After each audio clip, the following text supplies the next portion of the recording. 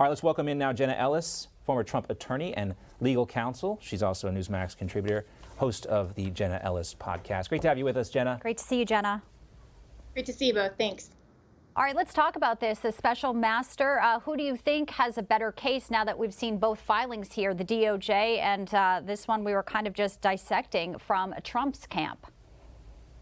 Well, I hope that the Trump attorneys today make the point that Merrick Garland specifically said that he wanted transparency and he wanted accountability. And that's all that Trump is asking for here. And so when they say that, when the DOJ says that a special master might undermine the integrity of their investigation or cause national security issues, that really doesn't make sense, because a special master would be in the same situation as the judge in this case. It's not someone who's a third party. It's not the media, for example. It's someone who is simply providing oversight to the FBI and the Department of Justice to make sure that none of the reviewed documents are personal, they're privileged, or in any way isolated from the real target in this case. And so the DOJ's response to me didn't make sense in terms of what they're arguing. And also the fact that they claim that Donald Trump has no standing in this case, I think is utterly ridiculous.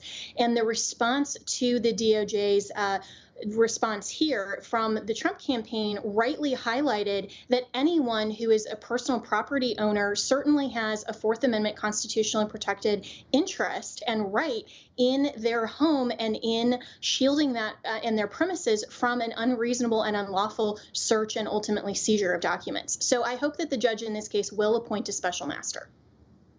Jenna, about the Fourth Amendment, I mean, he is the former president of the United States. We remember that, of course, but if you watch a lot of the coverage on the other cable news channels, they forget that the burden of proof is still on the state in this case, as is always, and they think, oh, well, the picture. I think a lot of people are misreading this picture. I think that makes the burden even heavier on the state to prove, and what's going to be very difficult for them to prove is President Trump's intent by holding those documents, because they have to prove that he was not only possessing those documents, but he was intending to use them or had already used them for some nefarious purpose. And I just don't think the American public is that interested in a document dispute between the National Archives and a former president. They have to have more than that if they think this is going to stick. Absolutely. And just by putting this photo into their response, I think the Trump team rightly pointed out that this is just mere theatrics. And so that photo actually proves nothing. It's the content of those documents that's important, whether or not they were actually classified or declassified, as Trump has maintained. And also, you're right to point out, John, the intent piece. And so even though everyone on Twitter and everyone on the leftist is, claiming, oh, this is the next thing that is going to bring down President Trump, really, they're not looking at the facts and the questions of facts that are still at issue here. And that's why a special master is so important. The FBI should not be able to just regulate and oversee themselves. That's the entire point of constitutionally protected rights. That's the entire point of a special master. And for the FBI and DOJ to say, hey, we don't want any oversight, just trust us, that really smacks of absolute questions that every American should have. And it really smacks of dishonesty here within the FBI. Right. And, when you go a little bit deeper into Trump's camp here, not to go too legalese, but they're saying that the privileged review team, which the DOJ is falling back on, saying, well, no, we've already sorted through this. That's why you don't really need this special master.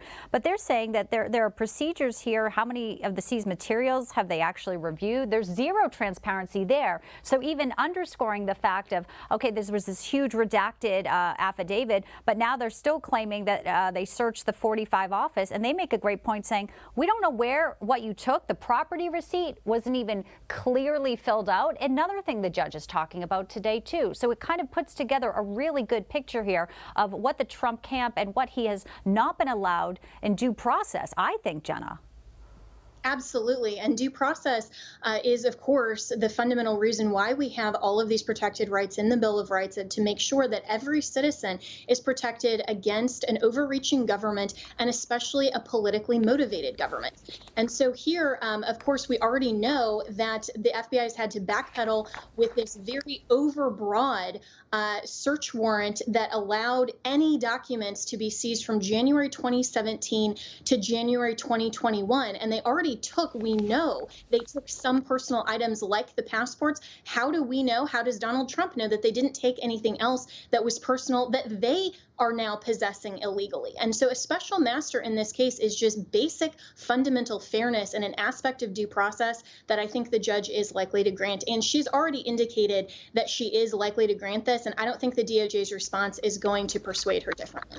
All right, we'll keep our eyes focused on that federal courthouse and that hearing. Jenna, thank you for your insight. And as soon as we get some more information on what the ruling is, we, of course, will bring it to you live here on this show. Great to see you, Jenna. Thanks so much. Thank you. You too. Thanks.